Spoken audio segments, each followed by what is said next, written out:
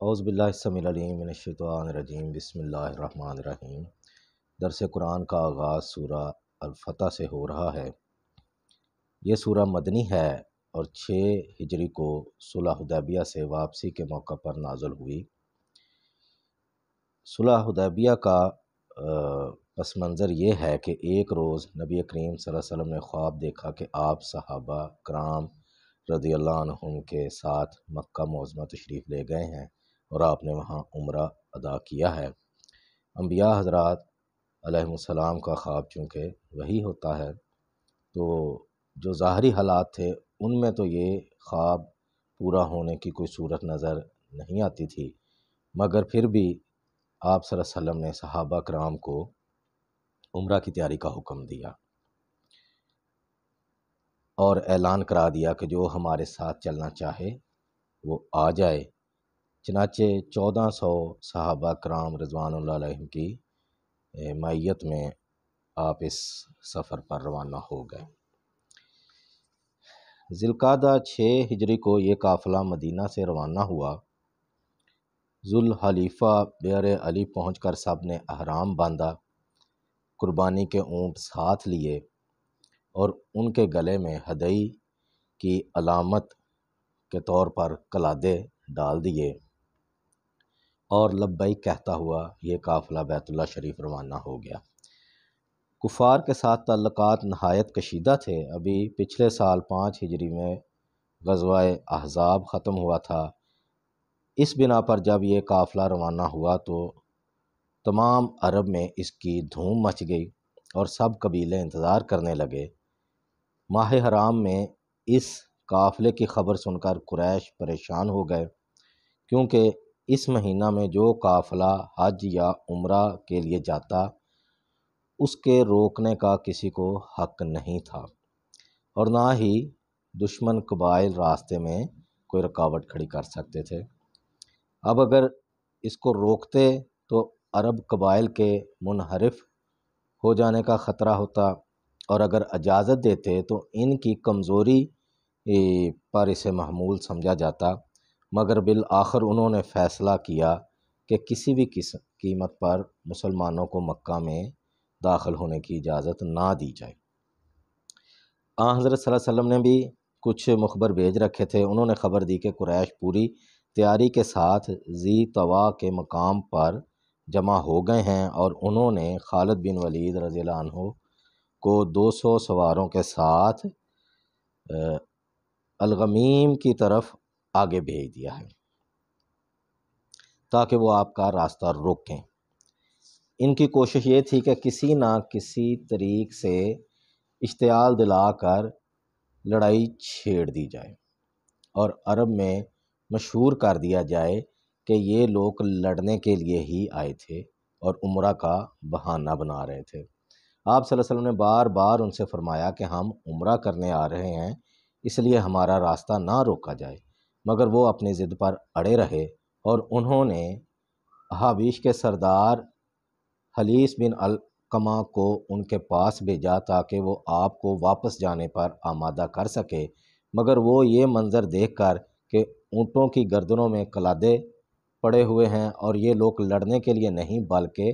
بیت اللہ کا طواف کرنے آئے ہیں، تو وہ واپس چلا گیا اور قریش سے کہا کہ یہ لوگ زیارت بیت اللہ کے لیے آئے ہیں، اس لیے ان کو روکنا نہیں چاہیے۔ پھر قریش نے عروہ بن مسعود کو بھیجا، مگر حضرت صلی اللہ علیہ وسلم نے واپسی سے انکار کر دیا، اور اس طرح انہوں نے بار بار کوشش کی مگر وہ ناکام ہوئے۔ بالآخر نبی کریم صلی اللہ علیہ وسلم نے حضرت عثمان غنی رضی اللہ عنہ کو ایلچی بنا کر مکہ بھیجا اور پیغام دیا کہ ہم عمرہ کرنے کے لیے آئے ہیں، اس لیے ہمیں عمرہ کرنے سے نہ روکیں، عمرہ کرتے ہی ہم واپس چلے جائیں گے۔ لیکن انہوں نے حضرت عثمان کو روک لیا اور مشہور ہو گیا کہ حضرت عثمان رضی اللہ عنہ شہید ہو گئے ہیں۔ یہ معاملہ چونکہ بہت اہم تھا، اس لیے آپ صلی اللہ علیہ وسلم نے حضرت عثمان کا بدلہ لینے کے لیے درخت کے نیچے بیعت لی جو بیعت رضوان کے نام سے مشہور ہوئی، مگر بعد میں معلوم ہوا کہ یہ خبر غلط تھی اور حضرت عثمان رضی اللہ عنہ بھی خود ہی واپس تشریف لے آئے،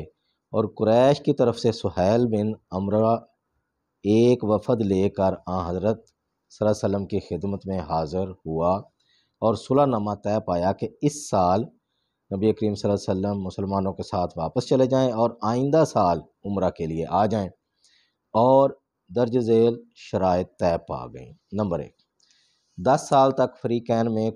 جنگ بند رہے گی اور کسی کے خلاف خفیہ یا اعلانیہ کارروائی نہیں کی جائے گی۔ نمبر 2، اس دوران جو شخص بھاگ کر مدینہ آ جائے گا مسلمان اس کو واپس کر دیں گے،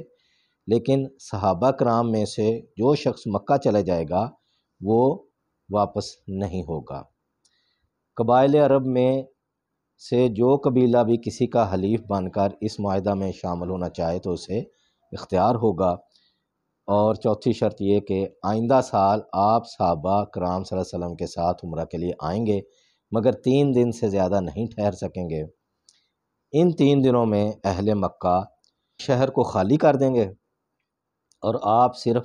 میانوں میں تلوار لے کر آئیں گے۔ صحابہ کرام کو بعض شرائط سے اتفاق نہیں تھا، مگر جب حضرت صلی اللہ علیہ وسلم نے انہیں منظور کر لیا تو انہیں بھی تسلیم کرنا پڑا۔ آپ صلی اللہ علیہ وسلم نے ان کو سمجھایا کہ اس سال نہیں تو آئندہ سال عمرہ ادا کر لیں گے اور شرائط صلح کے مطابق بیت اللہ شریف کا طواف بھی کریں گے۔ صلح سے فارغ ہو کر آپ نے فرمایا کہ اب یہیں قربانی کر کے سر منڈوا دو اور احرام ختم کر دو۔ اس پر جب حرکت نہ ہوئی تو سب سے پہلے آپ صلی اللہ علیہ وسلم نے قربانی ذبح کی اور اپنا سر منڈوا دیا۔ اس کے بعد لوگوں نے اس پر عمل کرنا شروع کر دیا۔ اس کے بعد جب یہ قافلہ واپس ہوا اور لوگ اپنی شکست محسوس کر رہے تھے تو زجنان کے مقام پر یہ سورہ نازل ہوئی اور قرآن مجید نے اس صلح کو بہت بڑی فتح قرار دیا۔ اور اس کے بعد وقت گزرنے کے ساتھ جب اس صلح کے فوائد سامنے آئے تو لوگوں کو یقین ہو گیا کہ واقعی یہ فتح عظیم تھی، اور اس کے نتائج یہ نکلے۔ نمبر 1، اس سے مسلمانوں کی پوزیشن مضبوط ہو گئی اور انہوں نے اپنی سیاسی حیثیت کو تسلیم کروا لیا۔ نمبر 2، مسلمانوں کے لیے زیارت بیت اللہ کا حق تسلیم کر لیا گیا اور آئندہ کے لیے تمام رکاوٹیں دور ہو گئیں۔ نمبر 3، 10 سال کی جنگ بندی کی وجہ سے امن قائم ہو گیا، جس سے اسلام کی اشاعت کا موقع مل گیا اور کثرت سے لوگ اسلام میں داخل ہوئے۔ چنانچہ 2 سال بعد جب قریش کی عہد شکنی کی وجہ سے مکہ پر آپ صلی اللہ علیہ وسلم نے چڑھائی کی تو آپ کے ہمراہ 10,000 کا لشکر جرار تھا اور آئندہ فتوحات کے لیے دروازہ کھل گیا۔ یہ ساری تفصیل بیان کی ہے جناب مولانا ابوالکلام آزاد علیہ رحمہ مرحوم نے، ترجمان القرآن جلد سوم صفحہ 370 پر۔ یہ تھا پس منظر سورہ فتح کا اور صلح حدیبیہ کا۔ اب ہم آغاز کرتے ہیں۔ انا فتحنا لک فتحا مبینا، اے نبی کریم صلی اللہ علیہ وسلم بے شک ہم نے آپ کو ایک نمایاں فتح عطا کی ہے۔ لیغفر لک اللہ ما تقدم من ذنبک وما تأخر ویتم نعمتہ علیک ویہدیک صراطا مستقیما، تاکہ اللہ آپ پر لگنے والے اگلے پچھلے تمام الزامات کو ختم کر ڈالے اور آپ پر اپنی نعمت پوری کرے اور آپ کو منزل مقصود تک پہنچا دے۔ عام تراجم میں آپ کو یہ لکھا ملے گا کہ یہ فتح آپ کو دی گئی اس لیے کہ اللہ تعالیٰ آپ صلی اللہ علیہ وسلم کے اگلے پچھلے سارے گناہ معاف کر دے، مگر آیات اور آنے والی آیات کا سیاق سباق اس تصور کی تائید نہیں کرتا کہ صرف اتنی بڑی فتح کا مقصد یہ ہو کہ نبی کریم صلی اللہ علیہ وسلم کے اگلے پچھلے گناہ معاف ہو جائیں، بلکہ اس فتح نے نبی کریم صلی اللہ علیہ وسلم کا مقام بہت بلند کر دیا، اور منافقین کے جو الزامات تھے کہ نبی کریم صلی اللہ علیہ وسلم کی وجہ سے لوگ اپنے گھروں سے بھی نکالے گئے اور جنگوں میں بھی دھکیلے گئے اور اس سب کا کچھ فائدہ نہیں ہوا، تو اللہ تعالیٰ نے نبی کریم صلی اللہ علیہ وسلم کو ایسی شاندار فتح دلائی کہ ان تمام الزامات کا جواب دے دیا۔ اور اللہ تعالیٰ نے مسلمانوں سے کیا ہوا اپنا استخلاف کا وعدہ پورا کر دیا، اور ان منافقین اور مشرکین کے لیے اسی صورت کی آگے آیت آئے گی 6 نمبر، اس میں اللہ نے سخت عذاب کی وعید سنائی۔ اس فتح کے بعد لوگ جوک در جوک اسلام میں داخل ہوئے، اور اللہ تعالیٰ نے نبی کریم صلی اللہ علیہ وسلم کو سرداری عطا فرمائی، حکومت عطا کر کے اپنی نعمت جو پہلے انبیاء حضرات علیہ السلام کو دی تھی وہ بھی پوری کر دی۔ تو یہ آج ہم 2 آیات تک رہے، تو انشاءاللہ یہ آگے چلے گی اس کی مزید تفصیل۔ تو اللہ سے دعا ہے ہمیں قرآن سمجھنے کی، اس پر عمل کی اور دوسروں تک پہنچانے کی ہمت توفیق عطا فرمائے۔